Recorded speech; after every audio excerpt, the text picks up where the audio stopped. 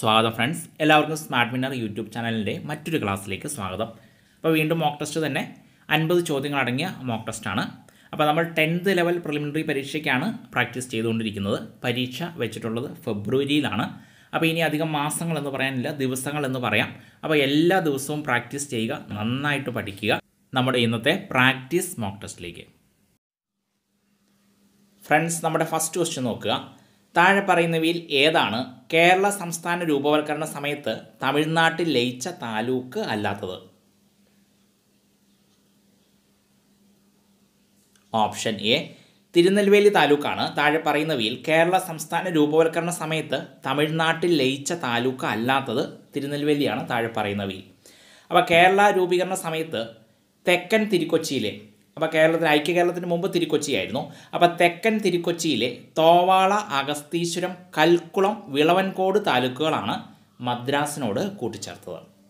രണ്ടാമത്തെ ക്വസ്റ്റ്യൻ നോക്കുക. കോട്ടയം കേരളവർമ്മ ഏതു പേരിലാണ് പ്രശസ്തനായിരുന്നത്?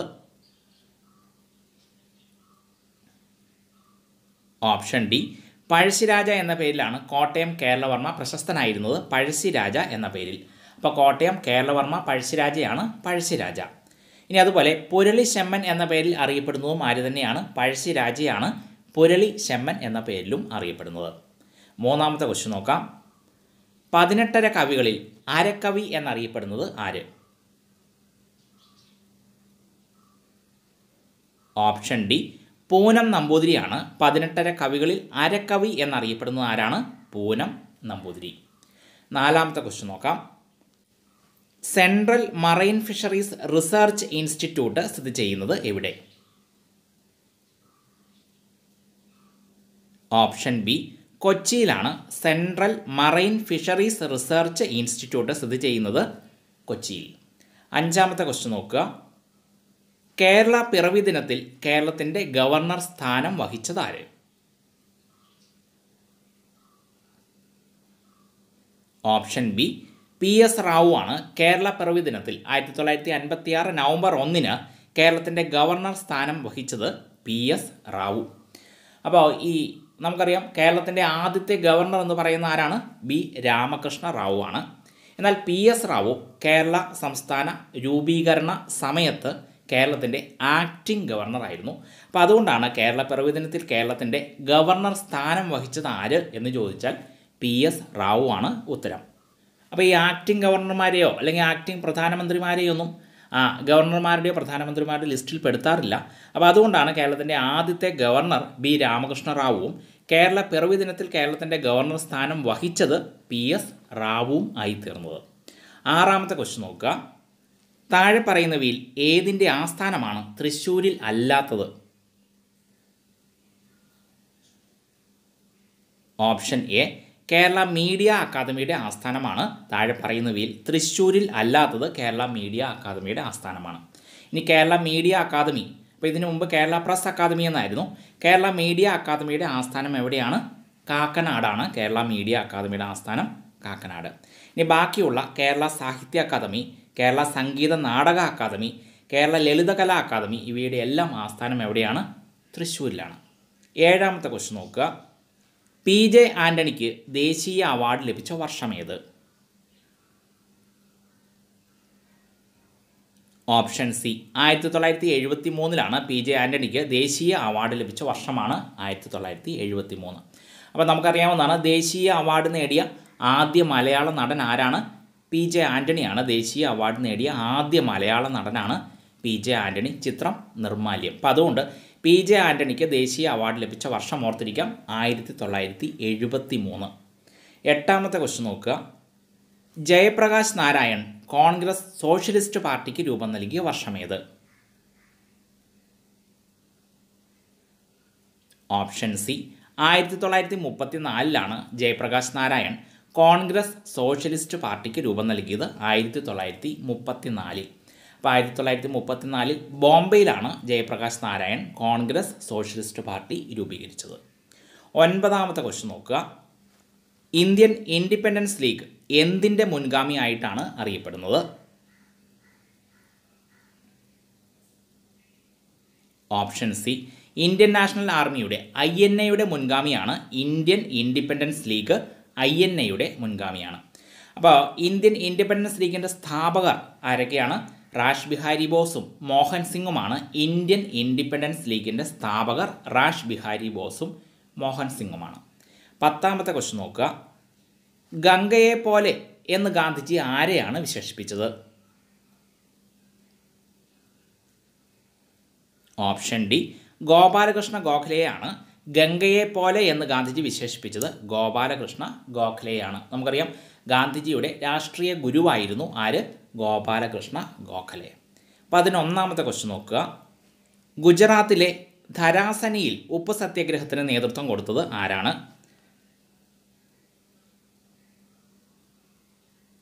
ഓപ്ഷൻ എ സരോജിനി നായിഡു ആണ്. ഗുജറാത്തിലെ ധരാസനിയിൽ ഉപ്പ് സത്യാഗ്രഹത്തിന് നേതൃത്വം നൽകിയത് സരോജിനി നായിഡു. 12ാമത്തെ ക്വസ്റ്റ്യൻ നോക്കാം.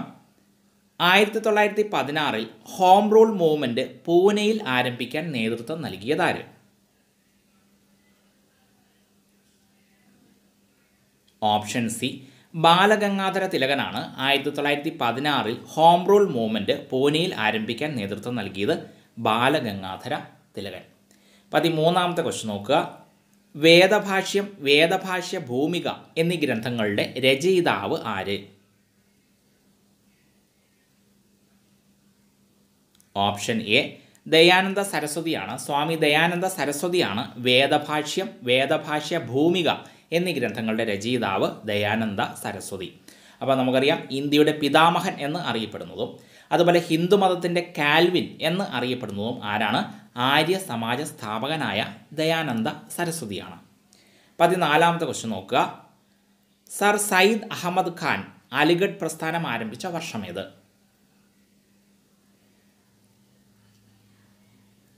Option B 1875 sir Syed Ahmed Khan Aligarh പ്രസ്ഥാനം ആരംഭിച്ച വർഷമാണ് 1875. അപ്പോൾ ഈ 1875 Mohammedan Anglo Oriental college Syed Ahmed Khan സ്ഥാപിച്ചത്. ഇനി നമുക്കറിയാം മുസ്ലിം നവോത്ഥാന പ്രസ്ഥാനങ്ങളുടെ സമുന്നത നേതാവ് എന്ന് അറിയപ്പെടുന്നത് ആരാണ്? സർ സയ്യിദ് അഹമ്മദ് ഖാനാണ്. മുസ്ലിം നവോത്ഥാന പ്രസ്ഥാനങ്ങളുടെ സമുന്നത നേതാവ് എന്ന് അറിയപ്പെടുന്നത് സയ്യിദ് അഹമ്മദ് ഖാൻ. 15ാമത്തെ ക്വസ്റ്റ്യൻ നോക്കുക. ഇന്ത്യയിൽ അധികാര കൈമാറ്റത്തിനായി മൗണ്ട് ബാറ്റൺ പദ്ധതി തയ്യാറാക്കാൻ മൗണ്ട് ബാറ്റനെ സഹായിച്ച മലയാളി ആര്? Option A VP മേനോനാണ്. ഇന്ത്യയിൽ അധികാര കൈമാറ്റത്തിനായിട്ട് മൗണ്ട് ബാറ്റൺ പദ്ധതി തയ്യാറാക്കാൻ മൗണ്ട് ബാറ്റനെ സഹായിച്ച മലയാളി ആരാണ്? VP മേനോനാണ്. അപ്പോൾ നമുക്കറിയാവുന്നതാണ് നാട്ടുരാജ്യങ്ങളുടെ സംയോജനത്തിൽ സർദാർ പട്ടേലിൻ്റെ വലങ്കൈയായി പ്രവർത്തിച്ച മലയാളി ആരാണ്? VP മേനോനാണ്. നാട്ടുരാജ്യങ്ങളുടെ സംയോജനത്തിൽ സർദാർ പട്ടേലിനെ സഹായിച്ചത് VP മേനോൻ. ഇനി അതുപോലെ തന്നെ നാട്ടുരാജ്യങ്ങളുടെ ഏകീകരണത്തിനായി രൂപം കൊണ്ട ഡിപ്പാർട്ട്മെൻറ്റ് ഓഫ് സ്റ്റേറ്റ്സിൻ്റെ തലവനായിരുന്ന മലയാളി ആര് എന്ന് ചോദിച്ചാലും VP മേനോനാണ്. നാട്ടുരാജ്യങ്ങളുടെ ഏകീകരണത്തിനായി രൂപം കൊണ്ട ഡിപ്പാർട്ട്മെൻറ്റ് ഓഫ് സ്റ്റേറ്റ്സിൻ്റെ തലവനായിരുന്ന മലയാളി VP മേനോൻ. 16ാമത്തെ ക്വസ്റ്റ്യൻ നോക്കുക. സ്ത്രീകൾക്ക് വേണ്ടി സതിഹിത ബോധിനി എന്ന മാസിക ആരംഭിച്ച നവോത്ഥാന നായകൻ ആര്? ഓപ്ഷൻ സി വീരേശലിംഗം പന്തലുവാണ്. സ്ത്രീകൾക്ക് വേണ്ടി സതിഹിത ബോധിനി എന്ന മാസിക ആരംഭിച്ച നവോത്ഥാന നായകനാണ് വീരേശലിംഗം പന്തലു. 17ാമത്തെ ക്വസ്റ്റ്യൻ നോക്കാം. ഇന്ത്യയിൽ നിന്നും ആദ്യമായി ഉപഗ്രഹ വിക്ഷേപണം നടത്തിയ വർഷമേത്? ഓപ്ഷൻ ഡി 1979 ഇന്ത്യയിൽ നിന്ന് ശ്രീഹരിക്കോട്ടയിൽ നിന്ന് ആദ്യമായിട്ട് ഉപഗ്രഹ വിക്ഷേപണം നടത്തിയ വർഷമാണ് 1979. അപ്പോൾ ഇന്ത്യയിൽ നിന്നും വിക്ഷേപിച്ച ആദ്യ കൃത്രിമ ഉപഗ്രഹം ഏതാണ്? രോഹിണിയാണ്. ഇന്ത്യയിൽ നിന്നും വിക്ഷേപിച്ച ആദ്യ ഉപഗ്രഹമാണ് രോഹിണി. അത് 1979 ശ്രീഹരിക്കോട്ടയിൽ നിന്നായിരുന്നു. വിക്ഷേപണം പരാജയമായിരുന്നു. ഇനി അതുപോലെ തന്നെ ഏത് വിക്ഷേപണ വാഹനമാണ് ഉപയോഗിച്ചത്? SLV-3 എന്ന വിക്ഷേപണ വാഹനമാണ് ഉപയോഗിച്ചത്. അപ്പോൾ അങ്ങനെ ഇന്ത്യ തദ്ദേശീയമായി നിർമ്മിച്ച ആദ്യ വിക്ഷേപണ വാഹനം ഏതാണത്? SLV-3 ആണ്. ഇന്ത്യ തദ്ദേശീയമായി നിർമ്മിച്ച ആദ്യ വിക്ഷേപണ വാഹനമാണ് SLV-3. 18ാമത്തെ ക്വസ്റ്റ്യൻ നോക്കുക. ഏകതാ പ്രതിമയുടെ നിർമ്മാണ മേൽനോട്ടം വഹിച്ച കമ്പനി ഏത്? Option B Larsen and Toubro limited കമ്പനിയാണ്. ഏകതാ പ്രതിമയുടെ നിർമ്മാണ മേൽനോട്ടം വഹിച്ച കമ്പനിയാണ് ലാർസൻ ആൻഡ് ടുബ്രോ ലിമിറ്റഡ്. അപ്പോൾ നമുക്കറിയാം നർമ്മദാ നദിക്കരയിൽ 152 മീറ്റർ ഉയരമുള്ള സർദാർ പട്ടേലിൻ്റെ പ്രതിമയാണ് ഏകതാ പ്രതിമ എന്ന് അറിയപ്പെടുന്നത്. ഇനി ഈ ഏകതാ പ്രതിമയുടെ ശില്പി ആരായിരുന്നു? റാം വി സുധർ ആയിരുന്നു. ഏകതാ പ്രതിമയുടെ ശില്പി ആരാണ്? റാം വി സുധർ. 19ാമത്തെ ക്വസ്റ്റ്യൻ നോക്കുക. ഗാന്ധിജിയുടെ ക്ഷേമരാഷ്ട്ര സങ്കല്പങ്ങൾ ഉൾക്കൊള്ളിച്ചിരിക്കുന്ന ഭരണഘടനാ ഭാഗം ഏത്? Option D. ഭരണഘടനയുടെ 4-ാം ഭാഗത്താണ് ഗാന്ധിജിയുടെ ക്ഷേമരാഷ്ട്ര സങ്കല്പങ്ങൾ ഉൾക്കൊള്ളിച്ചിരിക്കുന്നത്. 4-ാം ഭാഗത്ത്. അപ്പോൾ നിങ്ങൾക്കറിയാം 4-ാം ഭാഗത്ത് ഉൾക്കൊള്ളിച്ചിരിക്കുന്ന ഏതാണ്? നിർദ്ദേശക തത്വങ്ങളാണ് 4-ാം ഭാഗത്ത് ഉൾക്കൊള്ളിച്ചിരിക്കുന്നത്. അപ്പോൾ ഈ നിർദ്ദേശക തത്വങ്ങളിൽ വരുന്നതാണ് ഗാന്ധിജിയുടെ ക്ഷേമരാഷ്ട്ര സങ്കല്പങ്ങൾ. അപ്പോൾ നമുക്കറിയാം നമ്മുടെ ഭരണഘടനയുടെ 1-ാം ഭാഗത്ത് പ്രതിപാദിച്ചിരിക്കുന്നത് എന്താണ്? സ്വാഭാവികമായിട്ട് ഇന്ത്യൻ യൂണിയനും ഭൂപ്രദേശവുമാണ് 1-ാം ഭാഗത്ത് പ്രതിപാദിച്ചിട്ടുള്ളത്. ഇനി 2-ാം ഭാഗം അതിൽ അധിവസിക്കുന്ന ജനങ്ങളെക്കുറിച്ചാണ്. അതായത് 2-ാം ഭാഗത്ത് പറയുന്നത് എന്താണ്? പൗരത്വത്തെക്കുറിച്ചാണ് 2-ാം ഭാഗത്ത് പറയുന്നത്. ഇനി 3-ാം ഭാഗത്ത് എന്താണ്? ഈ പൗരന്മാരുടെ അവകാശങ്ങൾ എന്തൊക്കെയാണെന്നാണ് 3-ാം ഭാഗത്ത് പറയുന്നത്. അതായത് ഭരണഘടനയുടെ 3-ാം ഭാഗത്ത് പറയുന്നത് മൗലിക അവകാശങ്ങളെക്കുറിച്ചാണ്. ഇനി ഈ ഭരണഘടനയുടെ 4-ാം ഭാഗത്ത് പറയുന്നത് എന്താണ്? നമ്മുടെ രാജ്യത്തെ ഒരു ക്ഷേമരാഷ്ട്രമാക്കി മാറ്റാൻ വേണ്ടുന്ന നിർദ്ദേശങ്ങളാണ്. അതായത് നിർദ്ദേശക തത്വങ്ങളാണ് ഭരണഘടനയുടെ 4-ാം ഭാഗത്ത് പറയുന്നത്. ഇനി അതുപോലെ ഭരണഘടനയുടെ 4A ഭാഗത്ത് പറയുന്നത് എന്താണ്? മൗലിക കടമകളെക്കുറിച്ചാണ് ഭരണഘടനയുടെ 4A ഭാഗത്ത് പറയുന്നത്. 20ാമത്തെ ക്വസ്റ്റ്യൻ നോക്കുക. നിർദ്ദേശക തത്വങ്ങളെ novel features of the Indian constitution എന്ന് വിശേഷിപ്പിച്ചത് ആര്? Option A. Doctor BR Ambedkar ആണ് നിർദ്ദേശക തത്വങ്ങളെ novel features of the Indian constitution എന്ന് വിശേഷിപ്പിച്ചത് ആരാണ്? Doctor BR Ambedkar. 21ാമത്തെ ക്വസ്റ്റ്യൻ നോക്കുക.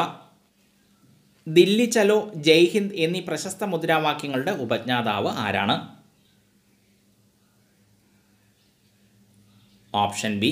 സുഭാഷ് ചന്ദ്രബോസ് ആണ്. ദില്ലി ചലോ, ജയ് ഹിന്ദ് എന്നീ പ്രശസ്ത മുദ്രാവാക്യങ്ങളുടെ ഉപജ്ഞാതാവ് ആരാണ്? സുഭാഷ് ചന്ദ്രബോസ്. 22ാമത്തെ ക്വസ്റ്റ്യൻ നോക്കാം. ക്രൈസ്തവ കാളിദാസൻ എന്നറിയപ്പെടുന്നത് ആര്? Option B. കട്ടക്കയം ചെറിയാൻ മാപ്പിളയാണ് ക്രൈസ്തവ കാളിദാസൻ എന്ന് അറിയപ്പെടുന്നത്. ആരാണ്? കട്ടക്കയം ചെറിയാൻ മാപ്പിള. അപ്പോൾ ശ്രീ യേശു വിജയം എന്ന മഹാകാവ്യം എഴുതിയത് ആരാണ്? കട്ടക്കയം ചെറിയാൻ മാപ്പിളയാണ്. ശ്രീ യേശു വിജയം എന്ന മഹാകാവ്യം എഴുതിയത് കട്ടക്കയം ചെറിയാൻ മാപ്പിള. 23ാമത്തെ ക്വസ്റ്റ്യൻ നോക്കുക. ആരുടെ ആത്മകഥയാണ് കൊഴിഞ്ഞ ഇലകൾ? Option A. ജോസഫ് മുണ്ടശ്ശേരിയുടെ ആത്മകഥയാണ് കൊഴിഞ്ഞ ഇലകൾ. ജോസഫ് മുണ്ടശ്ശേരിയുടെ ആത്മകഥയാണ്. അപ്പോൾ കേരളത്തിലെ പ്രഥമ വിദ്യാഭ്യാസ മന്ത്രിയായിരുന്നു ജോസഫ് മുണ്ടശ്ശേരി. 24ാമത്തെ ക്വസ്റ്റ്യൻ നോക്കുക. പഴശ്ശിരാജയെ കേരള സിംഹം എന്ന് വിശേഷിപ്പിച്ചത് ആര്? Option A. സർദാർ KM പണിക്കറാണ് പഴശ്ശിരാജയെ കേരള സിംഹം എന്ന് വിശേഷിപ്പിച്ചത്. ആരാണ്? സർദാർ KM പണിക്കർ. 25ാമത്തെ ക്വസ്റ്റ്യൻ നോക്കുക. SK പൊറ്റക്കാടിന് ജ്ഞാനപീഠം നേടിക്കൊടുത്ത കൃതി ഏത്? Option C. ഒരു ദേശത്തിൻ്റെ കഥയാണ്. SK പൊറ്റക്കാടിന് ജ്ഞാനപീഠം നേടിക്കൊടുത്ത കൃതിയാണ് അദ്ദേഹത്തിൻ്റെ ഒരു ദേശത്തിൻ്റെ കഥ. 26ാമത്തെ ക്വസ്റ്റ്യൻ നോക്കുക.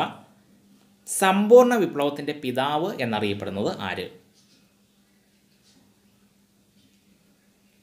Option A. ജയപ്രകാശ് നാരായണാണ് സമ്പൂർണ്ണ വിപ്ലവത്തിൻ്റെ പിതാവ് എന്നറിയപ്പെടുന്നത്. ആരാണ്? ജയപ്രകാശ് നാരായൺ. 27ാമത്തെ ക്വസ്റ്റ്യൻ നോക്കാം. വോട്ടിംഗ് പ്രായം 21 വയസ്സിൽ നിന്ന് 18 വയസ്സായി കുറച്ച വർഷമേത്? Option B.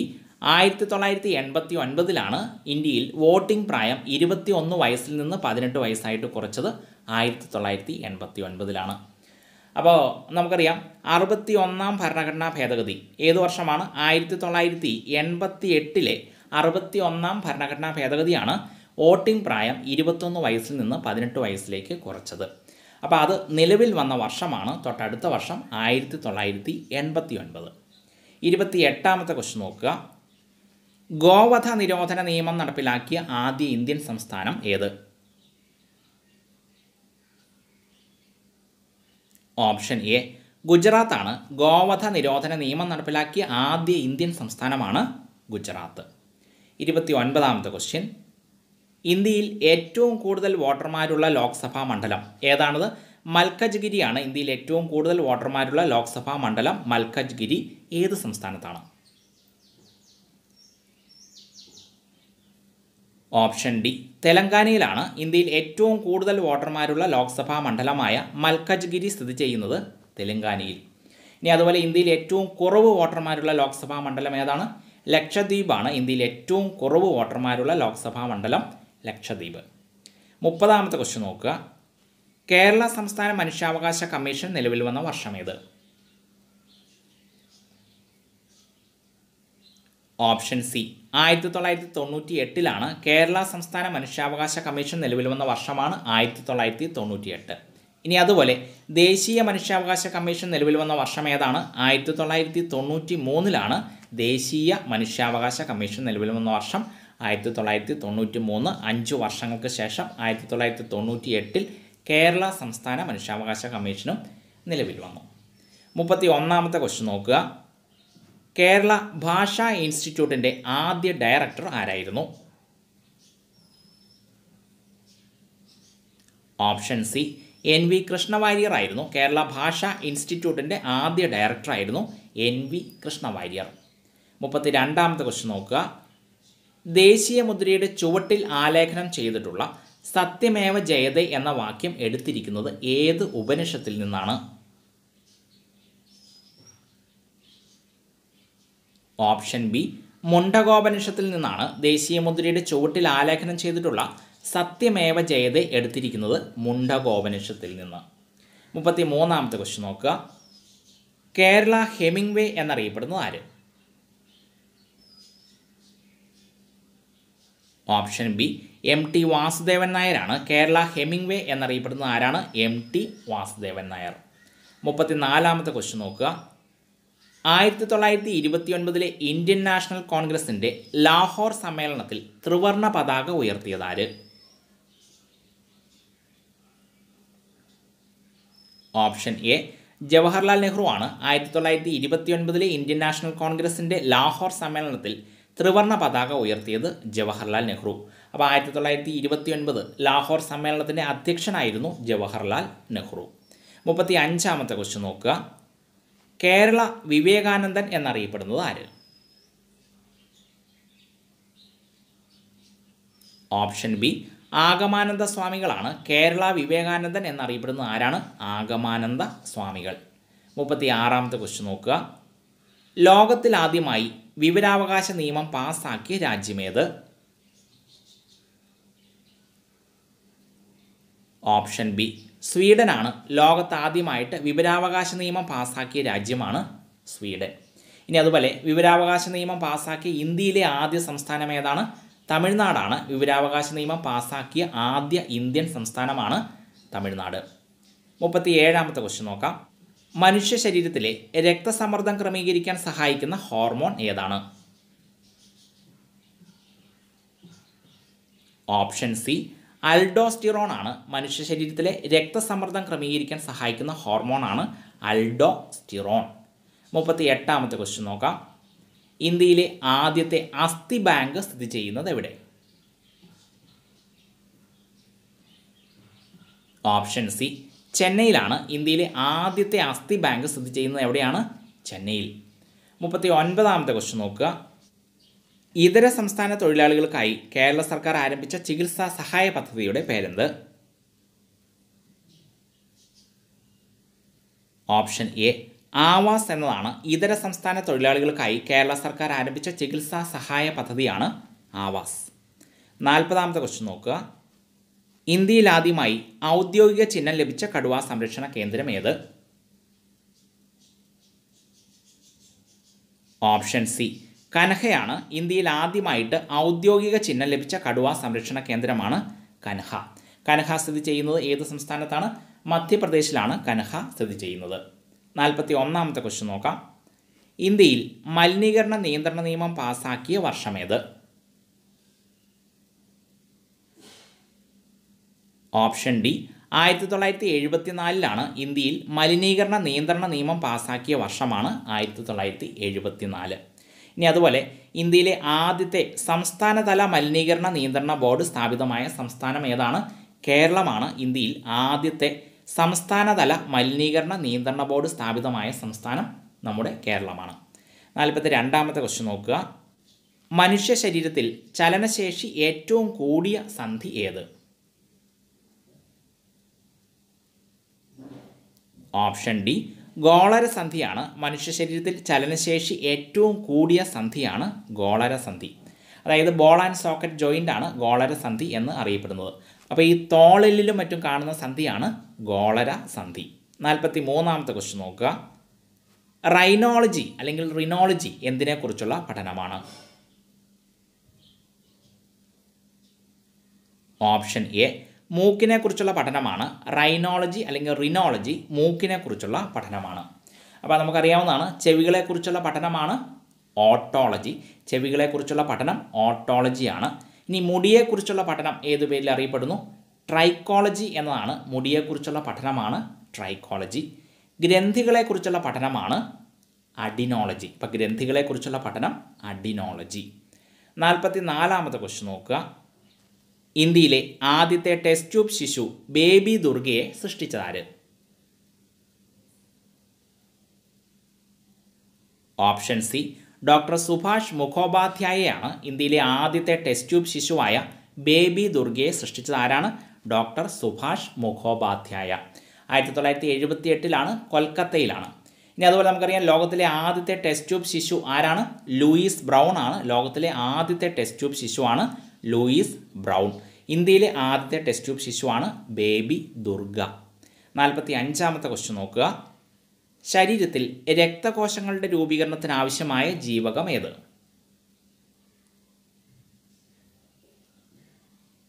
Option B vitamin B9 ആണ്. ശരീരത്തിൽ രക്തകോശങ്ങളുടെ രൂപീകരണത്തിന് ആവശ്യമായ ജീവകമാണ് വൈറ്റമിൻ B9.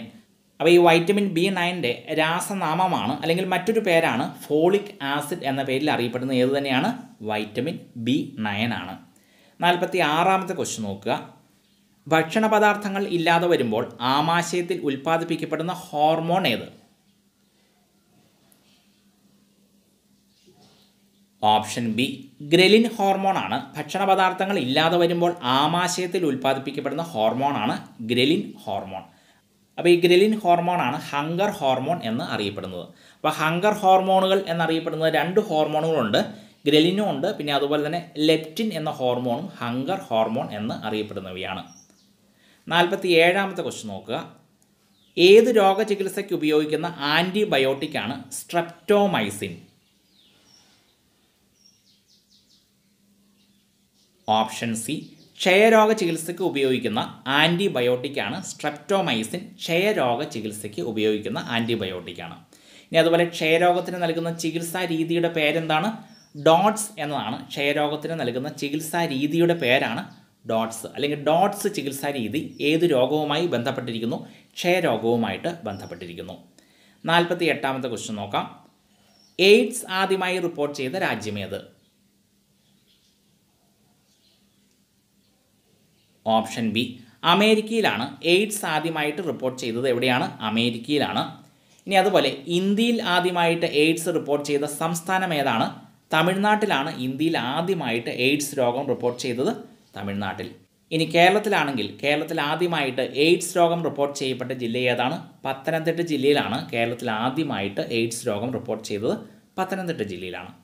49ാമത്തെ ക്വസ്റ്റ്യൻ നോക്കാം. ഓങ്കോജീനുകൾ ഏത് രോഗവുമായിട്ട് ബന്ധപ്പെട്ടിരിക്കുന്നു? ഓപ്ഷൻ ഡി ക്യാൻസറുമായിട്ട് ബന്ധപ്പെട്ടിരിക്കുന്നു. ഓങ്കോജീനുകൾ ക്യാൻസർ രോഗവുമായിട്ട് ബന്ധപ്പെട്ടിരിക്കുന്നു. അപ്പോൾ ഈ ഓങ്കോ എന്ന് കേട്ടാൽ തന്നെ ക്യാൻസർ എന്ന് വിചാരിച്ചോളണം. നമുക്കറിയാം ഓങ്കോളജി എന്ന് പറയുന്ന ക്യാൻസർ ചികിത്സയാണ് ഓങ്കോളജി. അപ്പോൾ ഈ ക്യാൻസറിന് കാരണമായ ജീനുകളാണ് ഓങ്കോജീനുകളാണ്. ക്യാൻസറിന് കാരണമായ ജീനുകളാണ് ഓങ്കോജീനുകൾ. 50ാമത്തെ ക്വസ്റ്റ്യൻ നോക്കുക. Last question. മസ്തിഷ്കത്തിൻ്റെ മധ്യഭാഗത്തായി കാണപ്പെടുന്ന ഗ്രന്ഥി ഏത്? ഓപ്ഷൻ എ പീനിയൽ ഗ്രന്ഥിയാണ്. മസ്തിഷ്കത്തിൻ്റെ മധ്യഭാഗത്തായി കാണപ്പെടുന്ന ഗ്രന്ഥിയാണ് പീനിയൽ ഗ്രന്ഥി. അപ്പോൾ ജൈവ ഘടികാരം എന്നറിയപ്പെടുന്ന ഗ്രന്ഥി ഏതാണ്? പീനിയൽ ഗ്രന്ഥിയാണ് ജൈവ ഘടികാരം എന്ന് അറിയപ്പെടുന്നത്. Okay friends.